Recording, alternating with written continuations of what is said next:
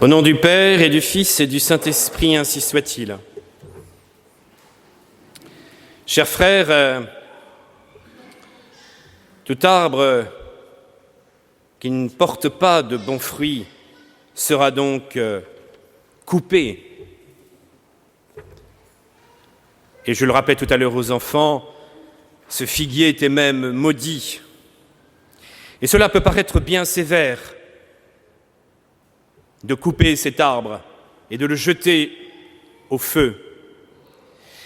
Et pourtant, à travers cet enseignement de Jésus, c'est se rappeler que nous ne pouvons rien faire sans le Christ et que tous les fruits importants que nous devons porter, nous devons d'abord les recevoir de la grâce du Christ, être transformés par lui. En effet, les bons fruits tels qu'ils sont donnés par l'Écriture ne sont pas les fruits du monde. Le monde, c'est la réussite. Le monde, c'est l'argent. Le monde, c'est le nombre. Le nombre, c'est l'honneur social, la réussite publique. Et donc, les bons fruits, vous voyez, ne se trouvent pas dans les valeurs du monde. Ce qui compte, ce n'est pas d'être bien vu socialement par les autorités politiques, par les autorités sociales. Ce n'est pas d'avoir d'abord une bonne réputation, ce n'est pas d'avoir de l'argent. Ce n'est pas de penser avant tout à être puissant. Ce qui compte, c'est d'être libre, c'est-à-dire la liberté des enfants de Dieu, d'être saints, d'être sanctifiés par la présence de Dieu. Ce qui compte, c'est d'être aimé de Dieu et de pouvoir aimer. Les valeurs du monde et les fruits du monde, de la réussite du monde, ne sont pas les fruits aux yeux de Dieu. Persévérance aux yeux de Dieu, bonté, charité, affabilité, paix intérieure. Tous ces fruits-là, évidemment, ne peuvent pas s'acquérir uniquement par la force des bras ou par des qualités humaines. Nous devons comprendre, chers frères, que pour porter de bons fruits, nous avons besoin d'être réellement libérés. Notre foi ne peut pas se résumer à des paroles, ne peut pas se résumer à une connaissance intellectuelle, ou même uniquement à cette confiance. Notre foi, de croire en Jésus, Fils de Dieu et Sauveur, c'est de vivre de lui. C'est une vie intérieure. Et la grâce ne peut pas se limiter à la foi, quoi qu'en dise Martin Luther, mais elle doit nous conduire à une vie intérieure et à une vie de charité, à cette vie de la grâce. Rentrer dans le royaume de Dieu, c'est vivre de cet amour infini. Ce ne sont pas ceux qui disent « Seigneur, Seigneur » qui entreront, mais ceux qui font la volonté de mon Père. Chers frères, et c'est ce qui nous est demandé, qui apparemment peut être plus dur, de vivre de l'amour de Christ et d'être fidèle à sa volonté, mais cependant, c'est un don aussi, c'est le don de la grâce. Et nous avons besoin d'être libérés de notre orgueil. L'homme moderne ne supporte pas d'accepter un sauveur. L'homme moderne ne veut pas se mettre à genoux et croire qu'il a besoin de recevoir ce don de Dieu. Et c'est pourtant cette révélation du Christ que le don de Dieu, c'est le mystère du Sauveur qui nous est offert pour chacun d'entre nous, pour que nous soyons transformés par lui. L'homme moderne veut trouver en lui-même ses propres qualités. Ah oui, je mène ma vie, j'ai les qualités dans ma vie, je dirige ma vie, je dirige mon entreprise, je dirige ma société, je dirige mes enfants, je dirige ceci et cela. L'homme moderne se pose en maître, jusqu'au moment où tout peut s'effondrer en un instant, nous sommes tellement faibles. C'est l'homme moderne qui croit que la puissance économique va tout gérer le monde. C'est l'homme moderne qui croit que dans des puissances politiques, on est au-dessus de tout. Tout ça s'écroulera en un instant. Notre monde sera balayé en tellement peu de temps. Ce qui se prépare et la violence qui se prépare va balayer tout ce monde-là. Nous n'aurons même pas le temps de souffler que ce monde sera écrasé sous un rouleau compresseur et on se réveillera dépossédé, dépouillé de tout. Mais c'est tellement important de savoir que ce monde n'est que passager. Parfois, la dureté de la vie, avec ses épreuves, nous rappelle cette réalité que nous ne devons pas mettre tous nos espoirs et notre bonheur, dans des constructions humaines et même dans des choses naturelles. Parce que si on met tout notre espoir là, nous voyons bien comment la maladie et la mort nous ramènent, hélas, parfois durement et cruellement, à la triste réalité. C'est que nous sommes faits pour Dieu et pour l'éternité, pour la grâce de Dieu. Nous avons donc besoin d'être conscients de notre fragilité et nous avons besoin de reconnaître que nous sommes très souvent enchaînés par nos passions, par notre péché, et qu'on a besoin d'être libérés parce que nous sommes des esclaves. Vous voyez, la véritable liberté, c'est de pouvoir se mouvoir en Dieu, de pouvoir choisir entre des biens dans la paix de Dieu. La véritable liberté, ce n'est pas de choisir entre le bien et le mal, ça c'est une manifestation de la liberté psychologique, mais la véritable liberté, c'est de pouvoir choisir entre une quantité de biens, comme un poisson dans l'océan, mais si le poisson sort de l'eau, alors il crève. Eh bien, nous-mêmes, nous allons pouvoir construire notre liberté par la liberté morale, en quantité de choix en Jésus-Christ. Je suis libre parce que je vis dans le Christ. Mais à chaque fois que je pêche gravement, je me mets dans une situation d'esclavage. Oui, le Christ est venu nous libérer de l'esclavage.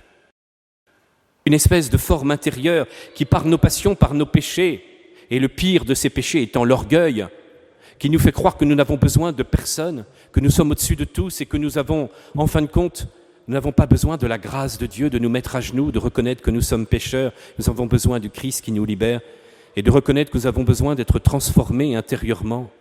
Nous le voyons bien, nous sommes toujours tellement dans la critique. Il est toujours plus facile pour nous et nous sommes toujours doués pour analyser tous les péchés autour de nous, pour analyser tous les comportements autour de nous, mais quand il s'agit de s'analyser soi-même, c'est toujours plus difficile.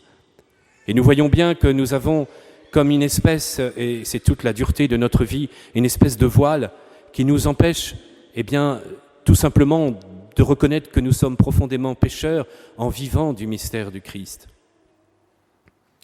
Alors c'est cela que nous révèle cette épître aux Romains de ce matin, c'est que nous avons besoin d'être réellement délivrés pour être dans la sainteté.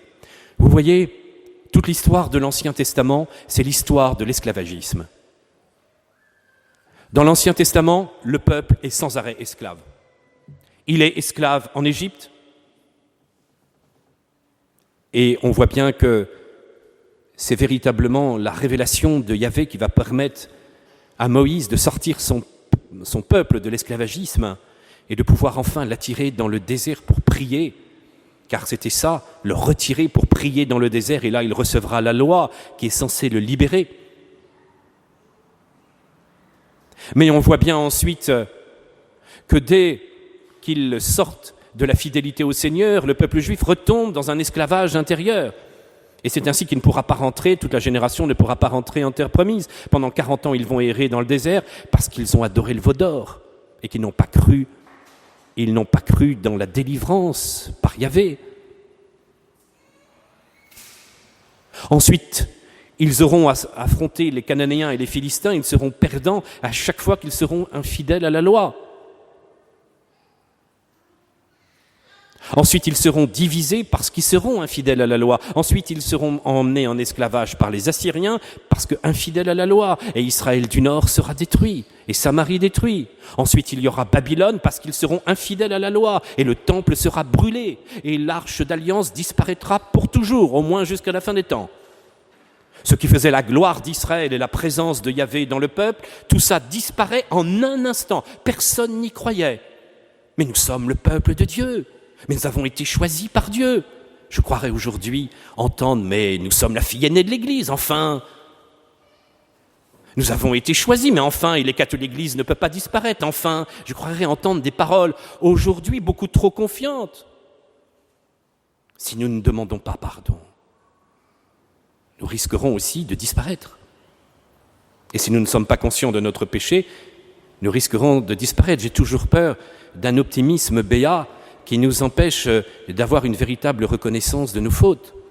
Et puis, donc tout Israël est emmené en esclavage.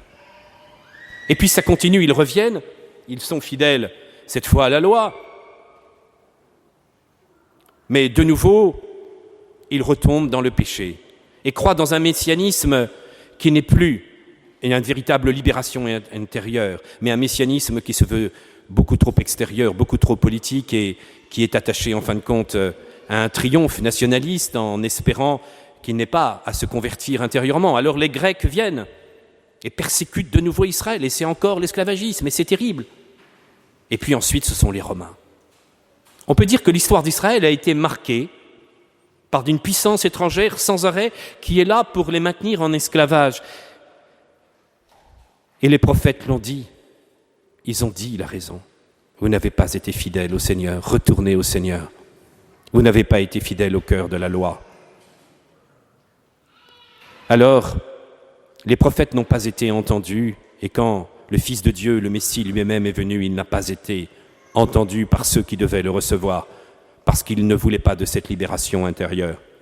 Eh bien, nous-mêmes, nous devons comprendre que notre libération est intérieure. Ce que nous devons craindre, ce ne sont pas ceux qui peuvent tuer le corps, mais ceux qui peuvent tuer l'âme.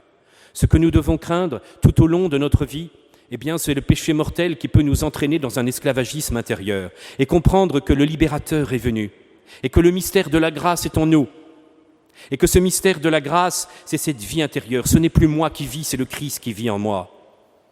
Sans moi, dit Jésus, vous ne pouvez rien faire. Le mystère de la grâce est cette vie de Dieu qui est en moi et que je vais vivre particulièrement par les sacrements, par l'Eucharistie, que je vais vivre particulièrement par cette vie de prière, mais par la charité, l'amour du Christ vainqueur qui a vaincu la mort et le péché, qui vient en moi, me transforme intérieurement et chaque jour peut me faire grandir dans la sainteté. Cette vie d'intimité avec le Christ est ma libération. Je suis baptisé et je crois en Jésus, Fils de Dieu et Sauveur. Et c'est une vie intérieure. À nous, mes frères, de ne pas en rester à la loi, de ne pas voir notre foi uniquement comme une série d'obligations. Ce qui peut nous délivrer, ce ne sera pas d'abord d'observer correctement la loi, mais d'avoir cette charité intérieure, cette force intérieure. Ça veut dire donner une priorité à la vie d'horizon, ça veut dire de ne pas nous contenter de la messe du dimanche, de ne pas nous contenter d'une confession de temps en temps. Ça veut dire vivre des dons de Dieu comme étant la libération intérieure. À nous d'avoir ce feu. La vie dans l'Esprit, c'est la vie du Christ qui agit en nous. La vie dans l'Esprit Saint, cette vie de libération, de renaître de l'eau et de l'Esprit, c'est une libération intérieure pour grandir dans cette sainteté. Demandons au Seigneur à être transformés et craignons l'esclavagisme, un esclavagisme terrible. Cet esclavage qui véritablement qu'est l'esclavage du péché qui fait que nous croyons que nous n'avons pas besoin du Sauveur. Croyons simplement qu'il est venu, qu'il agit en nous, qui nous donne la vie de la grâce. Amen. Au nom du Père et du Fils et du Saint-Esprit, ainsi soit-il.